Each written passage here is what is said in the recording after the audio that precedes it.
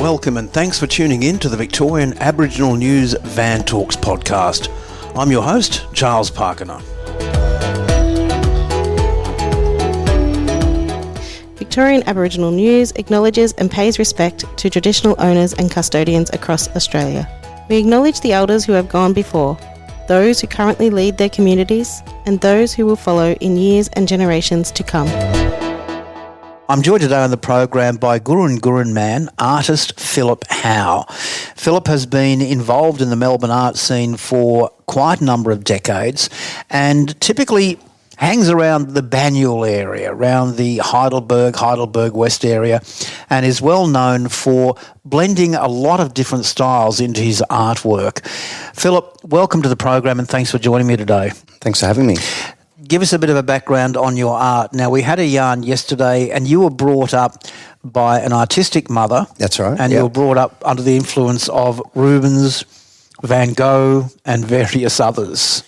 Yeah, well, obviously Mum was sort of, she's an arts teacher as well as an artist, so she definitely had a major influence. So as a very young kid, before I could almost walk, I was had a pencil in hand, so always drew, and that was my kind of relief, my escape, and I wasn't probably the best behaved kid in the world, so I often got sent to my room, and that was the perfect way you get. Back in those days, you didn't have social media and everything else, so I used to get a bit bored, which was kind of good because that led to creativity.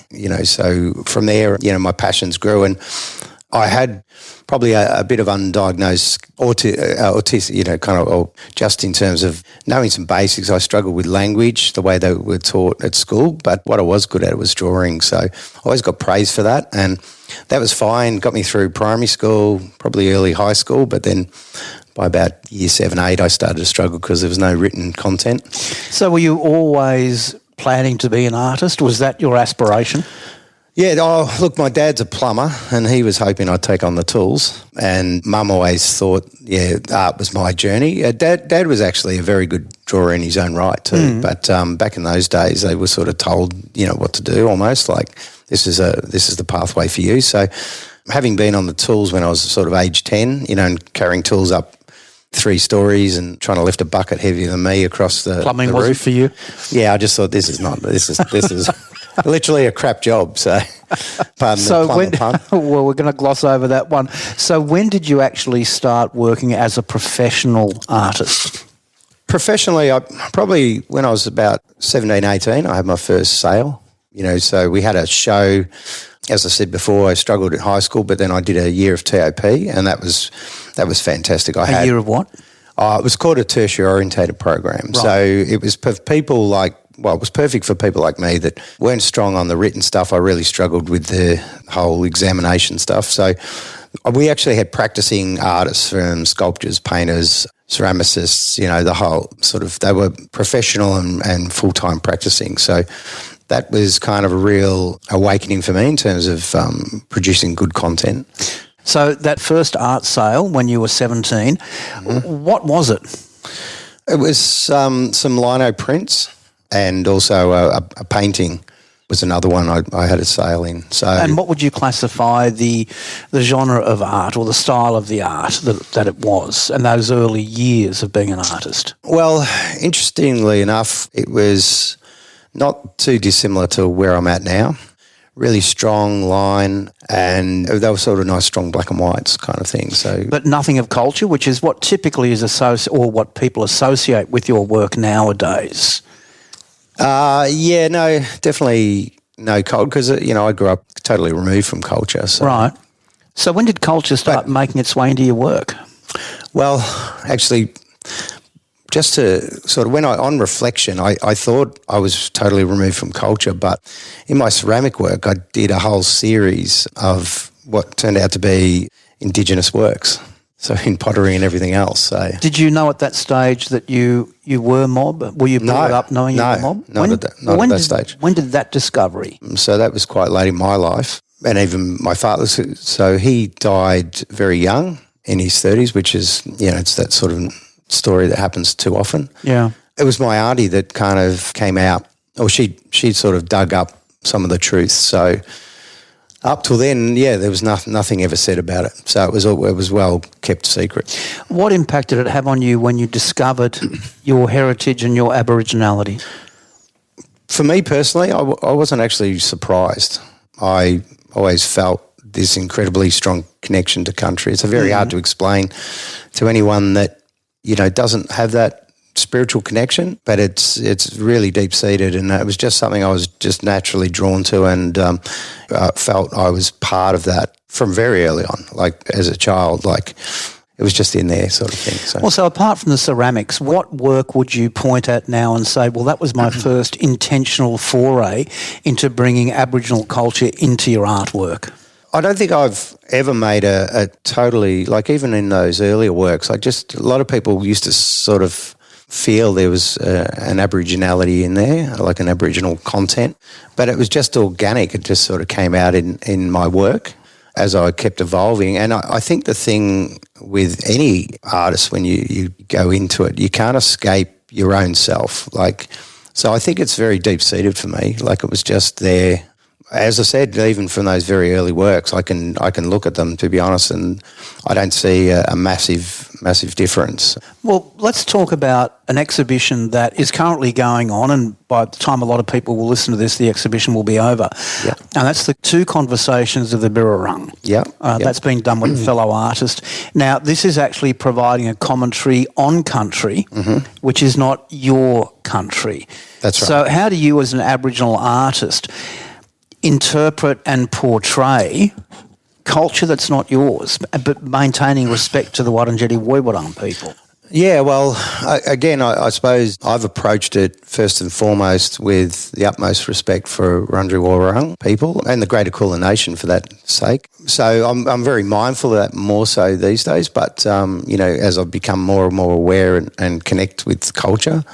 But equally, my work from an artist's point of view, it's still the motifs and the symbolism and the majority of what's into my work is really still my kind of style or my storyline. So it's very much like when I look at the trees and the shapes in the bark and, how the river winds and all those things that, from close observation, and definitely Aboriginal people have that every day. That's literally our backyard. So when you see that and you observe that and you slow down, those things present themselves, those imagery, and I think, I've had to interpret in my way. So I've been totally respectful in terms of content, but I haven't done like, say, particular like ceremonies or types of things like that. It's more for me, it's capturing the essence of the actual river itself. And the Gurrin Gurrin people are proud river people as well. So there's that synergy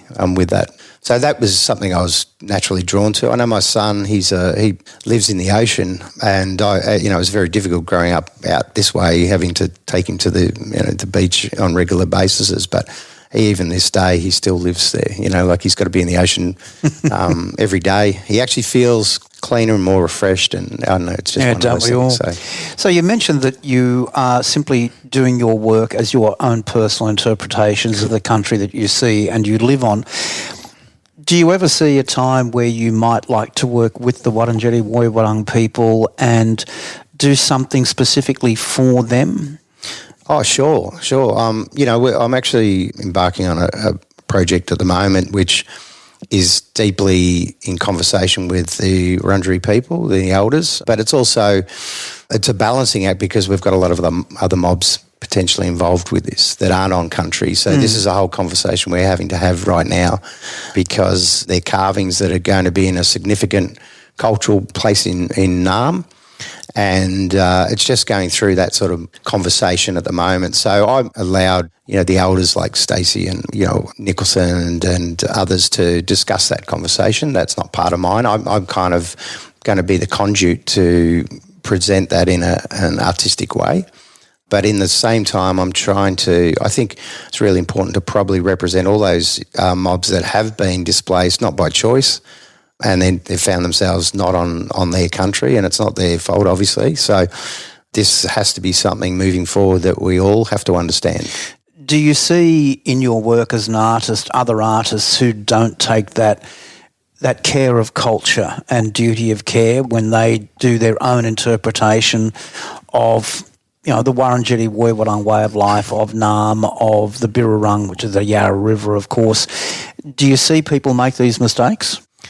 Well, growing up in this sort of environment, obviously we all was well documented and promoted the Heidelberg School and the Heidi School and all that sort of thing. So you had, your Tom Roberts, your McCubbins, your Walter Withers. That was very much something that was my first experience of the river was sort of through those pioneering eyes almost. So they weren't necessarily trying to tap into Aboriginal content, but certainly it was interpretation from their perspective. So they often, never captured, they never captured really the true spirit when you look at it. So, but what are some of the dangers that you see for artists who simply come on here and think, yep, this is, we live here, and we're talking about Aboriginal and non-Aboriginal artists. Sure. When it comes to falling over yourself from a cultural perspective in respecting the Wurundjeri Woiwurrung or whoever the traditional owners are in the country that you're depicting in your art. Yeah.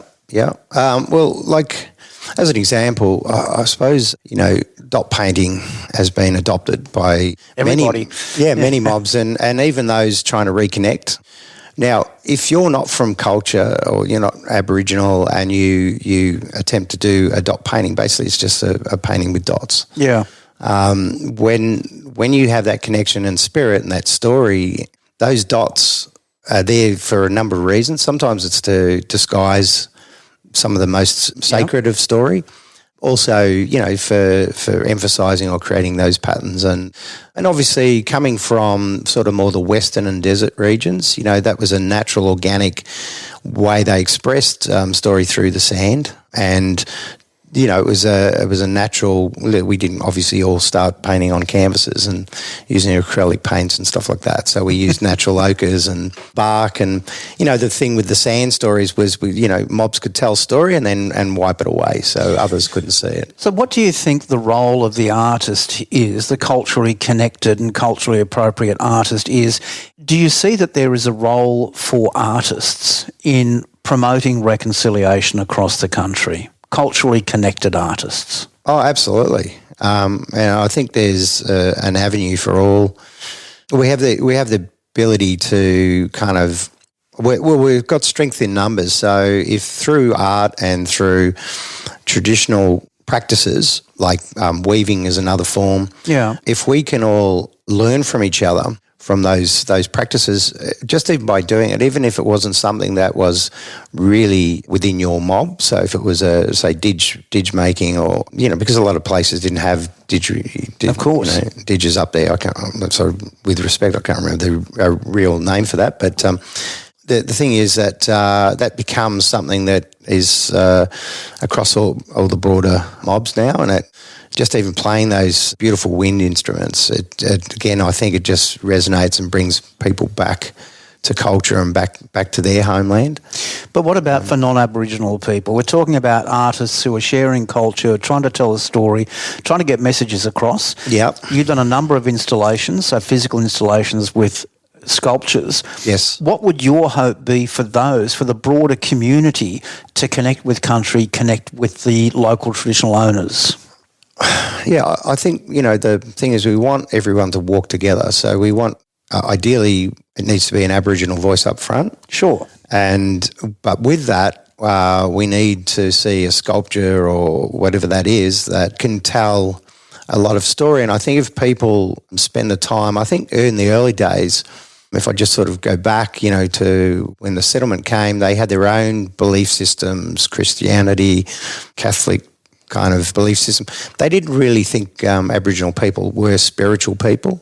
They didn't believe that we had our own basis. Just the black heathens, mate. Yeah, just black heathens, and we were sort of absolutely seen well below a human sort of form, really. Yeah. So they never gave us the time to actually sit down and understand that there was this massively beautiful and respectful and connective culture always there. And so I think it's important for everyone that sees these art installations or sees these artworks and can gain a newfound respect of Aboriginal people, then that's only going to strengthen all mobs across the board, because it's just going to mean that we rightfully can make more impact and have more say and, finally, get that voice that we've been wanting to get up front again. So that's something that I think, by doing the right artwork and it inspires people, hopefully then they decide that we need to protect culture, we need to protect the environment, the habitat, the land, the waterways, the flora and fauna.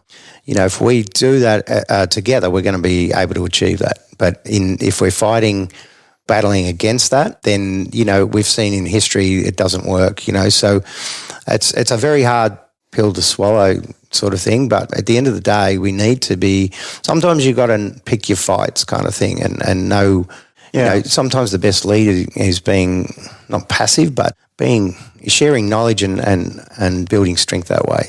So artists definitely have a role to play when it comes to promoting culture, promoting understanding, and to promoting reconciliation, you'd say. Yeah, 100%. Yeah. What would you say, though, to non-Aboriginal artists who want to work as allies and promote the culture of where they are? I mean, it's obviously not going to be a great idea for them to go in and do a depiction of, for example, a William Barrack piece. They're going to need to go through their own way of making sure they're doing things correctly and respectfully. What would you say to them? I think, first and foremost, they need to come from that direction of respect and understanding. So they need to immerse themselves to a point to gain that knowledge that's there and learn from Aboriginal people that have been here for millennia. I mean, this is the oldest living culture. Of course. So, why wouldn't we learn from it? I mean, we see that if that culture was left untouched, it'd still be thriving today. And we're seeing globally how, and this is all Indigenous cultures around the world, if we listen to them, the world would be in much better shape. So what would you say then to a non-Aboriginal artist who wants to do this respectfully? Yeah. They don't know where to go. What are they going to do? Just ring up the traditional owners of the local area they're on, or what?